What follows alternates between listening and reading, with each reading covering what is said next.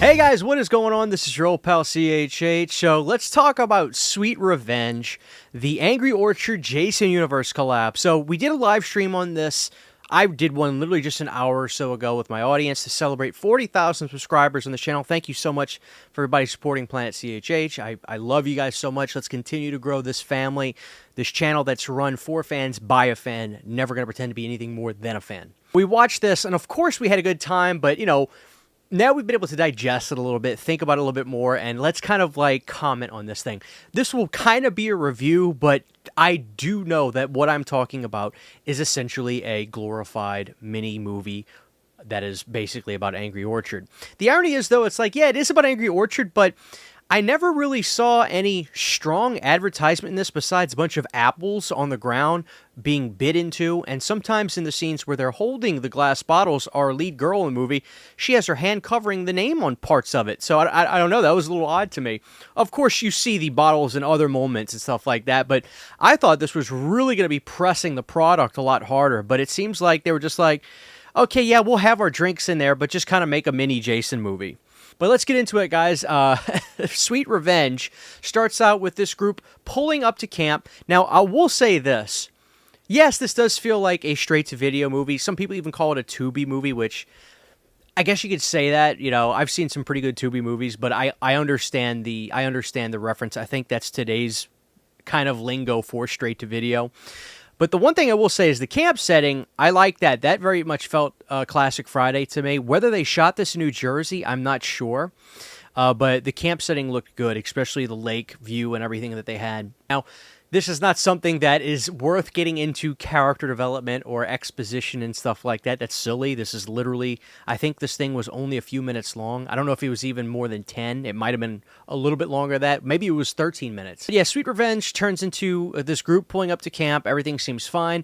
We're settling in. And we are introduced to one character. Now, this character was my favorite character from this whole thing. It was not necessarily a crazy Ralph type of character, but it was the old man that kind of sets that spooky mood, offers our lead girl an apple, and they talk about what happened at the camp, the mysteries, if you will. That character, to me, was the closest feeling thing to a Friday the 13th type of character. So the old man gets my shot of praise. I definitely liked him the most. For too long, our main girl is going to go on the water. Her boyfriend kind of rejects her of going at the time. We get pulled down by Jason. She goes straight into the water. Now, what confused me is all of a sudden it's pitch black when she comes out of the water. Mind you, she is in the water at like 3 in the afternoon when she goes down. So at first I was like, what a horrible editing mistake. But then I realized, okay, or the audience was like, wait, Christian, I think she's a zombie. So then it kind of clicked with me. I was like, okay, Sweet Revenge. I get it now. She comes back out, and that's where we see a little bit more of the carnage. Obviously, a lot of these kills are off-screen. Now, some people may say that's lazy, but at the same time, it's like, well, this is on YouTube. They can't really show too much nasty or gratuitous gore, I guess. Although, there was a moment when after she comes out of the water at night, you see some bodies against a tree that are completely severed. I guess they can show the aftermath. One guy, all his intestines were hanging out when he was leaning up against a tree. So there's obviously some off-screen type kills in here. But after that, you see her boyfriend with another girl, and you start to notice, if you don't right away, that something's off with this girl, our lead girl that looks like a zombie now. She doesn't take too kindly to her boyfriend and this girl screwing around behind her back. Now, obviously, Jason's going to show up at this point. There's some back and forth. The girl gets into a car with another girl, kills that girl, and then at the very end, there's a stare down between the lead girl and Jason as they come together. It ends. That's all fine and well, but here's what I'll say. Now, let me get into the nerdy fan mode. The first thing I'll say is this. There's two ways you could look at this Jason performance. Like, okay, Christian, don't even bother. It's a commercial. Or you could say, well, they really were trying to make like a mini movie here, so I'm going to approach it as such. The mask looked absolutely ridiculous, but what made it worse, and what I really think made it worse, was the proportions were so off. I actually think that the prototype image of Jason, the one that we've been seeing, looks better than what they have in this movie.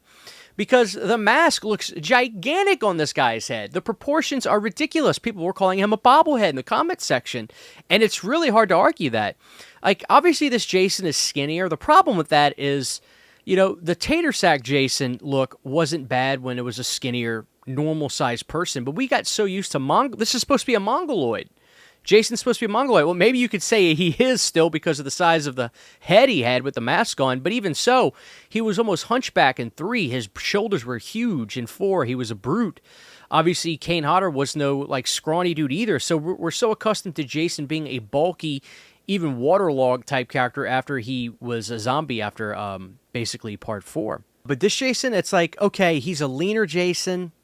I can accept that to a certain extent, but the proportions were so off, you couldn't win either way. It made the body of the Jason actor look silly, and then it made the mask look way sillier because the proportions are so off. So I hate to be a nerdy fan, but I mean, I'm sure a lot of people are thinking that. That was the biggest thing. It's just like, oh man, like everything is off about this. Now, the Jason Universe people, they do say that they're going to be looking at the comments and reception of people, and they're going to make adjustments. So guys, go back to the drawing board big time. You guys already have masks printed up and being shipped to Spirit Halloween selling this design. I will say this, the mask that you see at Spirit Halloween has looked better than anything we've seen so far in this movie or the prototype, which is really interesting. I have seen footage of the Jason Universe hockey mask from Spirit, and that looks better than both what we've seen on screen and the prototype. All in all, it's like, I get what this was. This was just for fun. This was supposed to be a glorified beer commercial, but it never felt like a commercial really at any point.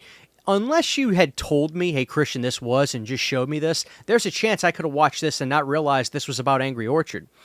It is also pretty funny that even in just a little fun mini movie for Jason Universe and Angry Orchard collabing together, they took a risk of a girl becoming a zombie and fighting Jason. It's like, it took 7 movies for them to do a telekinesis thing in the original run before they did something off the beaten path, meaning like something really wacky by having a Carrie ripoff.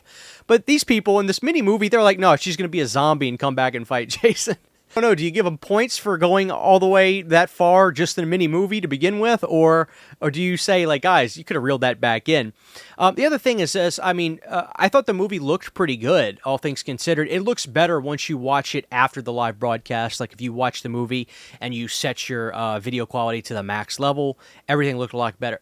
Looked a lot better at that stance as opposed to just watching it on the live stream. The live stream really compressed the hell of it, made it look kind of bad at the nighttime stuff. So I don't know. My biggest issue right now, and I hate to sound like just that kind of dorky Jason fan, is we have to really, really go back to the drawing board and consider redesigning Jason going forward. I really hope that what my guess is they're using this short film as a way to get the sense of what the fans are feeling. And if that's the case, make your voices heard. Tell them this ain't it. This is not Jason. The only other thing I do want to add is some of the music cues. I don't think Manfredini did this, but some of the music cues definitely had a Friday the 13th sound, and that I was happy about. That's it for now, guys. I mean, I'd give this overall about a 5.5 or a 6 max. The biggest thing for me, problem-wise, was Jason. And believe me, I really don't feel like complaining about that with this. But it was pretty jarring. The proportions were off. The head looked gigantic compared to the body. So it looked like a Scooby-Doo villain. But I'm so interested to see how people are perceiving this thing. Please let your voices be heard down below. Let me know what you guys think. That's where I'm going to leave it for now, guys. This is the first official Jason thing we've seen since 2009. Like it or hate it, that's what it is. So thank you guys for watching this. Let me know your thoughts down below. This is your old pal CHH. I'll talk to you guys very, very soon. Take care. Huge, giant thank you to all of my Patreon supporters. Without you guys, this would not be possible. To get behind-the-scenes photos, videos, music, private live streams, and much more, you can subscribe to my Patreon for as little as $1 a month. Thank you to my patrons.